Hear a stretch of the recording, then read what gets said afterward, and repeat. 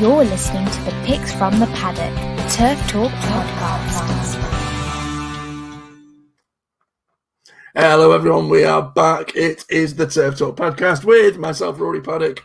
We've also got Mr. Christopher Connolly and Matt Polly here with us. It's been an absolute age, gents. Obviously, we've not done one of these shows for what seems like donkey's years. Hopefully, we can make it a regular weekly thing. Now back to back to doing what we do best. Best place to start, chaps. Bit of a weekly roundup, what's going on in the racing world, sort of talking points, yada, yada, yada. If anyone saw the other show we did for PFTP, all three of us went against St. Mark's Basilica. Absolutely pissed off, isn't it? I mean, fucking hell. Jesus Christ. Full team ahead archetype, or?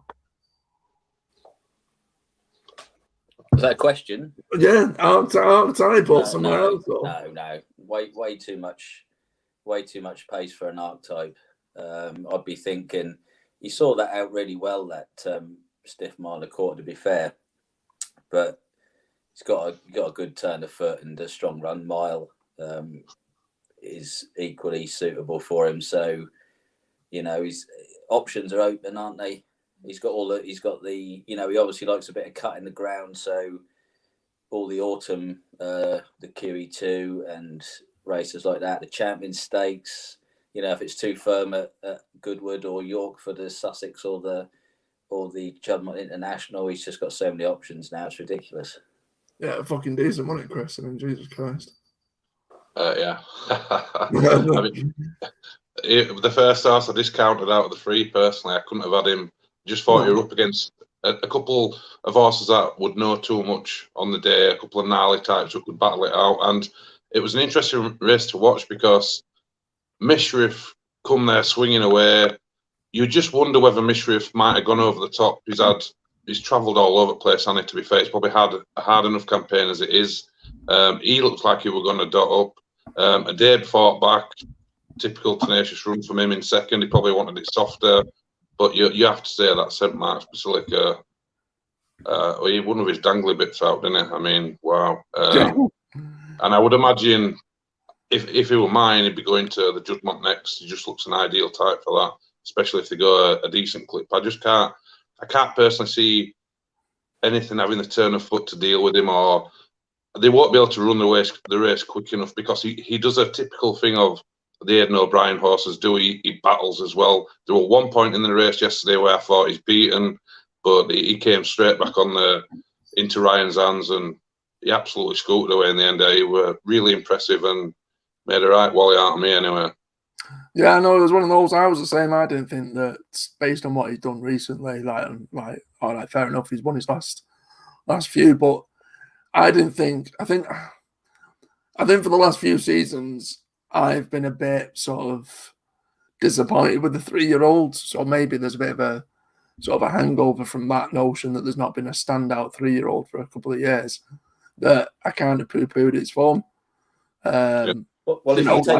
If you take like we everyone generally gets excited about a Dewhurst winner, and that race hasn't really worked out apart from him. You think you had Thunder Moon, Wembley, There was a couple of others in there, and they've been Chinned it. flops. None of them have been up chinned it. They've all flopped, haven't they? Really? Yeah. Well, the only one out of that race as well as that was the Bolger horse, wasn't it? Yeah, Poetic Flare. Yeah. Yeah, and that's interesting, isn't it? Because everything's easy with hindsight, but St Mark's Basilica had him a couple of lengths behind in the French Guineas. But that preview we did for Royal Ascot at the St James's Palace, I was more than happy to forgive Poetic Flare for that Guineas run, because those French races are run at a slower pace, and the ground, as we found out now, when he ran at the start of the meet when the ground was firm, he loved that firm ground. Everyone said afterwards that was his ground, and the soft ground and the slow pace in France was against him. I mean, that's a mouthwatering prospect, those two matching up again. Maybe I still think Poetic Flare get a mile and a quarter standing on his head, but those two over a stiff mile would be a cracking matchup. Yeah, I mean, you'd like to see it, wouldn't you? It's one of those like you just sort of dream sort of runs. Yeah. As for Mishriff and Adabe, they just carry on doing what they've been carrying on doing for the last year or two. No difference, no change. They both jump on a plane, maybe. Probably, maybe. But you'd think with Mishriff now he'd be having a break after that. He travelled so well into the race. I bet Matt were counting his money because I know he quite fancied him. But the way he's finished his race off, we know he's strong at that trip, and I just don't believe that's his true running. I believe Dave's probably run right up to his best. Like I say, probably wanted it a bit softer, but he's battled all the way to the line. You take St Mark's Basilica out, and I would freshen up personally Mishriff. I think a little break, bring him back. It was still a good performance from him till a point. I mean, he must have gone short in the run. Do you know what I mean? And he travelled all over everything with about 3 furlongs left, but he just couldn't keep going. So you take St Mark's Basilica out. Obviously, good horse, very good horse, and probably don't sleep on Mishriff. He's probably better than that in my opinion, anyway. I was. Yeah, go on, sorry, Matt. I'll take your point. Like Chris made a good point there. I think at the bottom of the straight when David Egan had got loads of horse, and he did the right thing, I thought, moving up sides to Dave, because in my opinion he'd stay the mile and a quarter easy, and that being his favourite, and he'd just keep grinding them out. But I think that just emphasises what a good run it was from St Mark's Basilica, because literally the complexion of the race changed in about half a furlong. I went from thinking Mishriff has got Adabe cooked, and all of a sudden St Mark's Basilica was there. He'd gone past them, and he made the other two look quite ordinary. And good old Adabe, he stuck on. He looked the first one beat, and he's actually stuck on again to finish second, hasn't he? And Mishriff was paddling the last furlong, but I think like Chris said, I was well happy with the way Mishriff was moving at the bottom of the straight, and all of a sudden it just, the whole race complexion of the race changed very quickly, and you could see that St Mark's Basilica had literally gone past them like they were trees. I know this might be a bit harsh on the winner, and I'm perhaps playing devil's advocate here, but with a 4-runner race, I mean, albeit it was a 3-runner race, wasn't it? No offense to the fourth horse, but how much weight could you put on a form like that, of a race like that, with there only being that many horses? Like you've got to give, obviously the horse did what it meant to do. It did it. It was really creditably, absolutely dominated, won in an impressive style. But could you be as rip-roaring, as it were, about the actual form when there's only that many in a race? We talked about it pre-race, Yeah, I think so, because Adabe and Mishriff, there's no excuses there, was there? I mean, I couldn't see any excuses. There was enough dig in the ground for Adabe, and Mishriff has won on all types of ground and over all types of trip. And, there's literally no excuses there for me. The best horse easily. Well, I take Chris's point that Mishriff has been travelling around, and old matey Dave's come back from Australia, but maybe that had a slight influence on it. But there was no obvious excuses for the pair that got beaten, in my opinion, and they were well beaten as well, weren't they? Yeah, it is enough. Speaking of obviously what's gone on over the last last week, obviously this is going to be a weekly show now on a Sunday. we're not going to obviously focus, for those that have never seen a podcast like this before, we obviously do bits and bobs PFTP, but for those that are new to let's claim it is the original Turf Talk podcast. There's another that goes by the similar name, but we were here first, just saying. At least we're going to sort of obviously I do various daily tip videos. We obviously do our daily articles. We're going to try and move away from the whole idea of giving tips and yada, yada, yada. Just talk absolute nonsense when it comes to racing. All that being said, though, we will have a segment which we'll get into now with our sort of weekly sort of notebook where we'll sort of look back over the past week and any sort of horse that's run, one that we think that you guys should be sticking in your trackers. I'll give one. It finished 6th of 10 earlier in the week. I think it was on Tuesday. It's Nigel Tinkler's 6-year-old Citroen Major. It's been pretty woeful, to be honest, this season. I think his best performance was his most recent one, and he didn't even finish in the first half. But it's now back to his last winning mark. The horse has raced over the last 4 runs was 28-1, 11-1, 25-1, and 50-1 last time. So I reckon if he does go in for it, even if he places, I think it'll place at a big price. He's won off marks of 83. He's won a class 2 race and also a class 3. He's now competing in class 4 events. I just think at the age of 6, he's not got too many miles on the clock. I think it's going to be placed and plotted accordingly. When, I don't know, but I think that also will at least place at some point. And I think if it does, based on the odds that it's been the last 4 times, it's going to be at a massive price. Citroen Major, Nigel Tinkler, 6-year-old, stick it in your notebook. Chris? Yeah, I've got a couple. I have one from today, Philly, trained by Eddie Lynham, and she ran in the 105 at Limerick. They call her California Poppy now. She hasn't really shown that much in a handful of starts to date, but there's been a couple of occasions where I thought she's been very tenderly handled. So almost hinting at a plot, and I'm not sure she's a 7 furlong or mile horse either. I'd be interested if they drop this horse back in trip, maybe to 5 or 6 furlongs. She's a low grade type, but Eddie Lynham excels with these types, and you have to watch the market with these horses as well. They like to land a bit of a touch, but I can see her going in within the next few starts. And like I say, I'd be really interested to see what trip they run her at next. She didn't run badly today. She was only beaten a couple of lengths. I think she was a 14 or 16-1 shot. She's definitely got a race in her, albeit a low-grade race. Matt, anything over the past week? Well, yeah, I've got another one from today. If anyone watched our preview on Friday night when I mentioned Kapla Lass, eye catcher at Musselburgh. Now, is an eye catcher what we say really is just right? It was too much of an eye catcher at. Yeah. I should have known better. It was too much of an eye catcher at Musselburgh. It was I said on Friday night it was even highlighted in the paper as an eye catcher. I got sucked in. It opened. What was it? Well, by the time they were off, it was 10s on the exchanges. I was expecting something like 2-1, 5-2. Do you know what it opened up at? I don't know what it opened up at, to be honest. I came in quite late. I think it was 7-2, because I'm sure it was favourite or near enough favourite. And the money came for the winner, didn't it? Absolutely smashed. Yeah. I think it went off 6-4 or something. And the writing was on the wall from the start. There was 2 races. There was. In Cap, the last one, did it end up? It drifted out to 10s, didn't it, on the exchange? Yeah, and I think it returned 7s, but the exchanges are the real indicators. It was 10s at the off, and the race was run in 2 parts, really.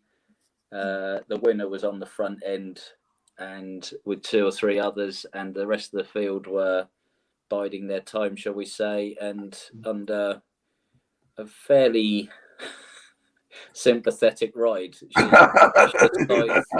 Very diplomatic there, mate.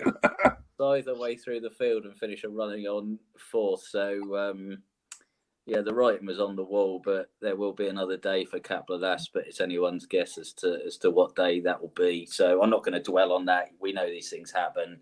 It's a bit shit because, try and take everything at face Well, value. racing, No, isn't it it? doesn't. We know it doesn't work out like that. So I'm going to move on quickly anyway, because there was a decent card at Sandown on Friday night.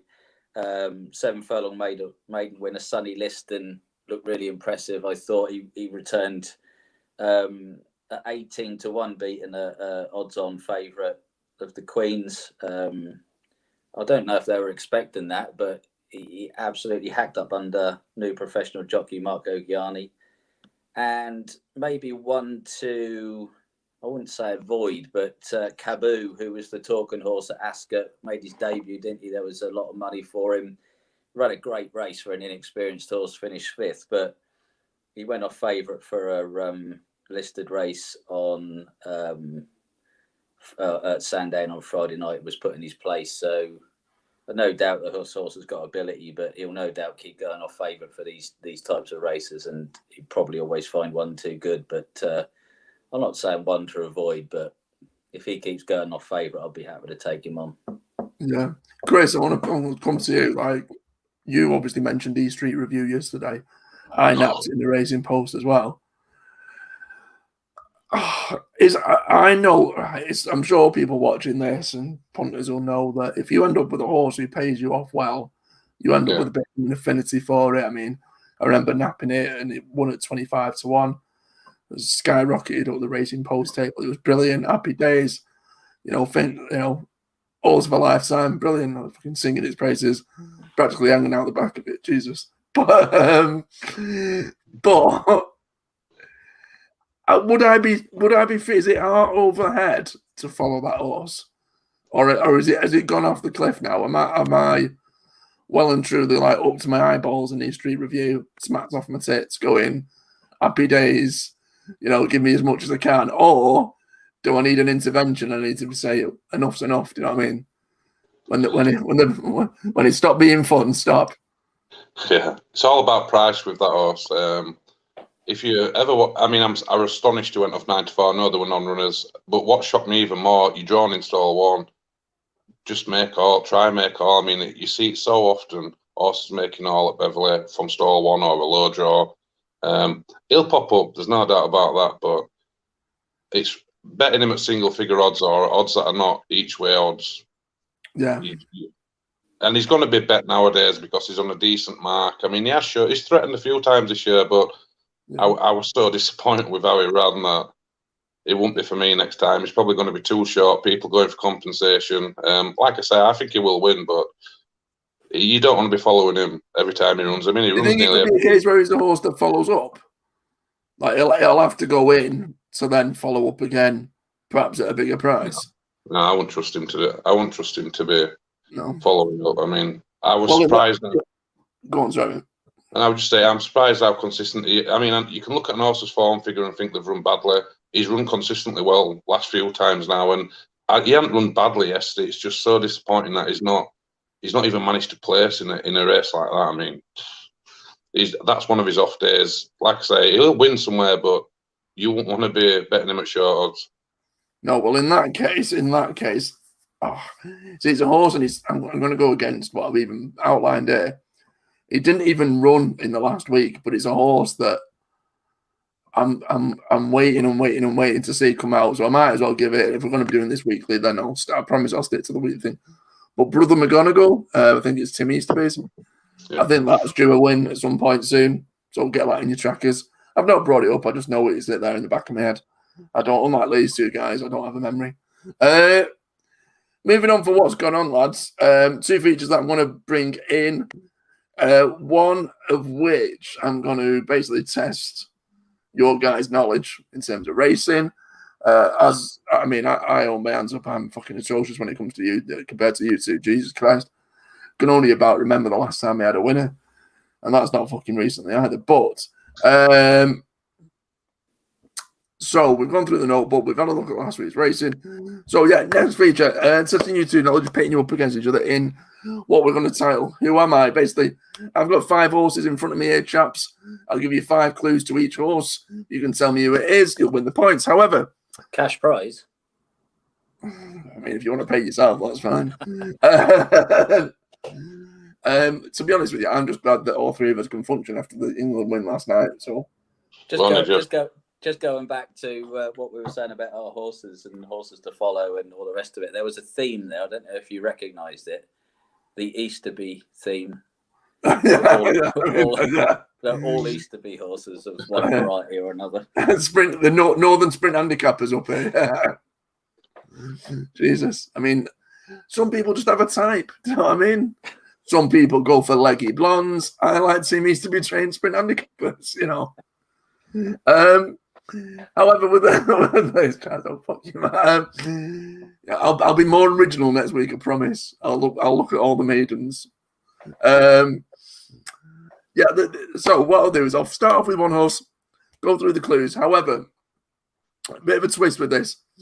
If you get the name of the horse after one clue, that's 5 points. If you get it after 2 clues, 4 points. 3 clues, 3 points. 4 clues, 2 points. Final clue, 1 point. Show out your name, you get a crack at it. If you get it wrong, however, you then cannot guess at that horse, and the other guy can take their time about listening to as many clues as they want until they feel like you get it right. I bet the 3 viewers are absolutely thrilled. I know, cannot wait. Are them 3 of you with us? That's it, all 3 of us, yeah. Right, we'll start with the first one, chaps. Fingers on buzzers, as it were. I need to hear your name and shout it out loud. First clue. Started his career in a National Hunt flat race at Warwick in 2011 and ended their career in the Grade 2 International Hurdle at Cheltenham in December 2018. Next clue. He competed in 7 consecutive Cheltenham festivals. Chris, the new one. That'd be 4 points to Chris. Indeed, it is. That was 2018. I thought it was more recent than that. Yeah, he competed in December 2018. Damn. Competed in 7 consecutive Cheltenham festivals. How many did he win though of those 7, Chris? What, at Cheltenham? Yeah. Well, he only won once at Cheltenham Festival, didn't he? Indeed, he did. Never competed in a chase. 2-time Grade 1 winner, which included the 2014 Aintree Hurdle. Regular jockey, it was Sam Twiston Davies. That was the new one. That is 4 points to Mr. Christopher Connolly. That's as good as it'll get. Next one, chaps. Here we go. A 3-time Group 1 winner who now demands £35,000 stud fee in what is their first year at stud.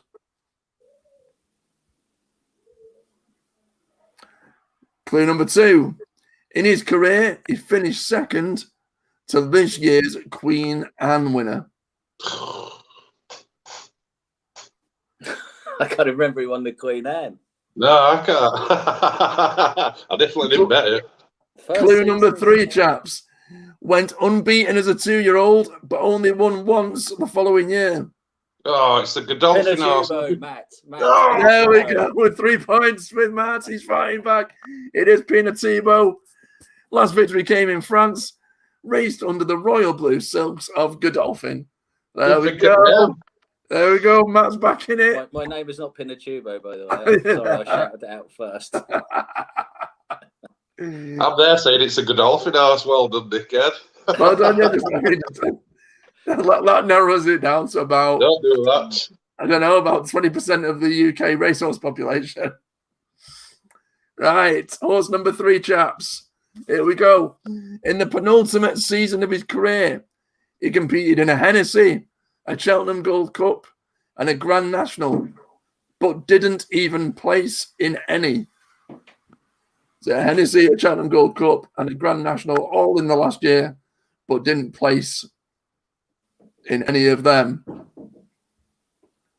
Clue number 2. Despite racing from 2012 to 2018, the horse won 2 graded races, and both came in the same season. January and April 2015. Matt. Is it Neptune Collonge? No, it's not. That's Matt out. Matt cannot have a guess. It's all on you, Chris. You can listen to as many clues as you want. I'll finish National that clue as Olympics, well. I'll finish that clue. One was a grade 2 hurdle, and the other was a grade 1 chase. That was in January and April 2015. The only 2 graded races they've ever won. Clue number 3. Fell when favourite for the Koto Star Novices Chase, in which the race winner went on to win the Gold Cup the same year.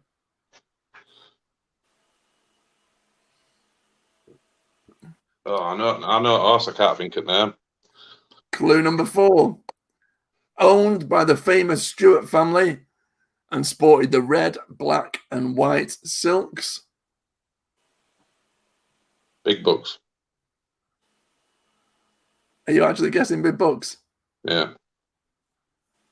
He only won 2 graded races. Oh my God, sorry. No. Well. No, right.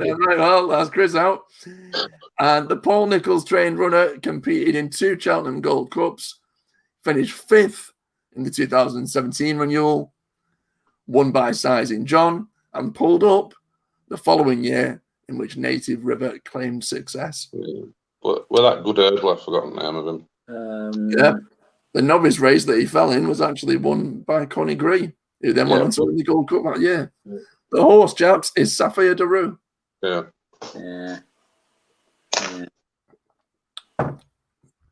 Hopefully, if anyone's listening to that, they'll got in it. Right. Horse number 4, chaps. Clue number 1. Won once in their last 22 starts between September 2006 and October 2010. Won 2 Group 1 races, neither of which came on English soil. One ride under Kieran Fallon and the other under Richard Hughes. Clue number 3. Finished as runner-up in 3 consecutive Prix de l'Arc de Triomphe. Matt. Oh, never. Matt's in there. Yumzane. It is indeed Yumzane. Backed him. So did I. Also finished as bridesmaid in various Group 1 races in England, finishing 2nd to the following horses: Ask, Soldier of Fortune, and Dylan Thomas. Trained by Mick Shannon, it was Yumzane. That is Matt on 6 points. Chris, you're on 4. Here we go. Final horse. Clue number 1. Won a 30-runner flat maiden over 2 miles and also won a 25-runner National Hunt flat race 18 months earlier.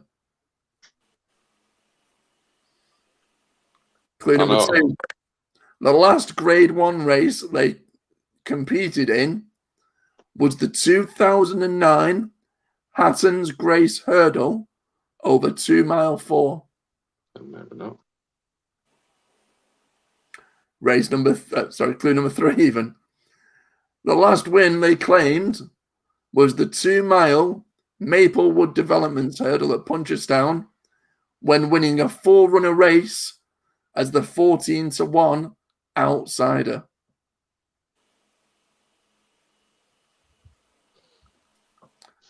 Go. Clue number 4. Won a total of 7 Grade 1s, including 3 at Cheltenham. Chris. Hurricane Fly. Wrong. Matt, I'll let you have the last clue. First Cheltenham Festival success was the 2003 Royal and Sun Alliance Novices Hurdle. Captain Phoebe. Yeah. It went on to win at the Cheltenham Festival again, but under a shorter trip.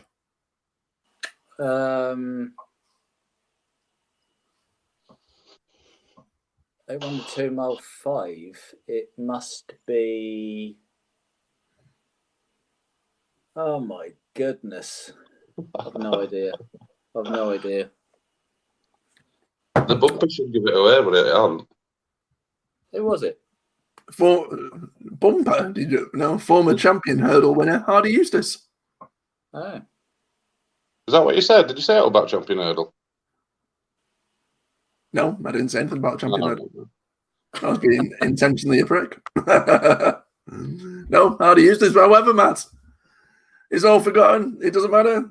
Well, at least you went with champion hurdler from Ireland. I think we were a bit like a Dabe and Mishrif there, to be honest. we flattered to deceive. I didn't back either of you. Good Archibald. Yeah. Oh, I'm sure there's people that listen to this after the fact now going fucking idiots, but these are the brains of the operation as well. These two, Jesus Christ, you should have seen my attempts. Right, we will end things, chaps, with a bit of an awkward, well, not an awkward question, a tough question to ask. Trying to work out who is the best 2-mile chaser of the past 20 years. I will put a minute on the clock. Yeah, let's call it 2 minutes each. So fight your corner as to who you think the best is. And then we'll let the public decide. Well, I think a vote. It's a good category to go for at the start of July. Well, yeah, good point. Queen Mother Champion Chasers. See, I just got a bit carried away. It's like walking down memory lane. But I mean, looking through like Queen Mother winners, Single Creek winners, and stuff like that. We've got some apps. It's an absolute minefield, really. I mean, bringing them up now. All right, it's a Moscow Flyer, Masterminded, Altior, Azertiup, Sprinter Sacra, Size in Europe, Big Zeb, I think, Underso, Side Grugy, Politolog, recent times, even Welchief as well. You know, you've got some absolute superstars in that division that would have been an absolute.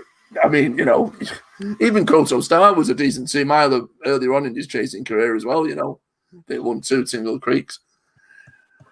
Right, Chris, I'll come to Matt first. I will put 2 minutes on the clock. If you can convince our listeners why on earth your 2-mile chaser is the best of the last 20 years.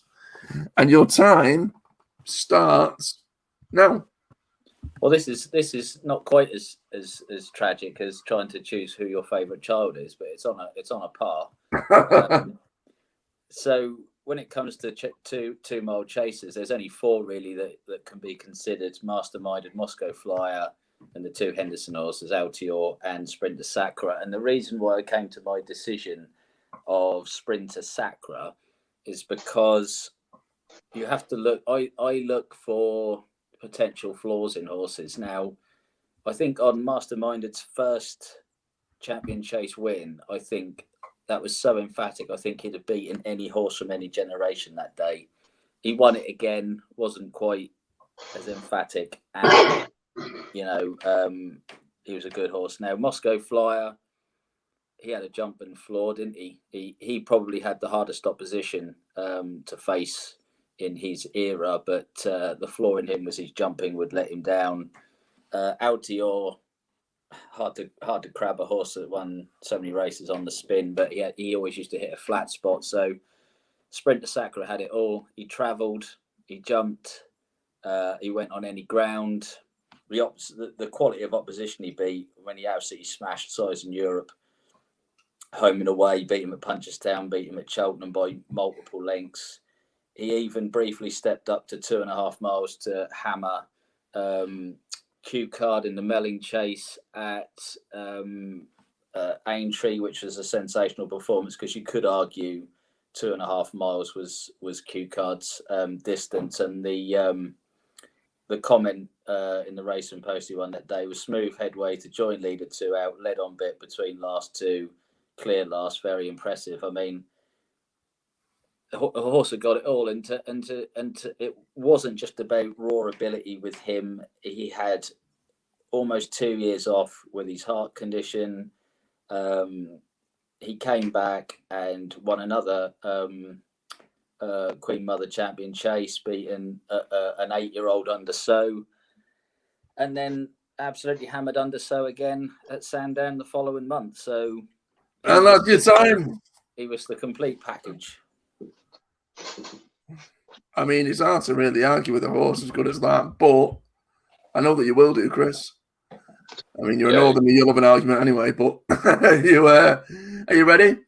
Yeah. Time, 2 minutes, starts now.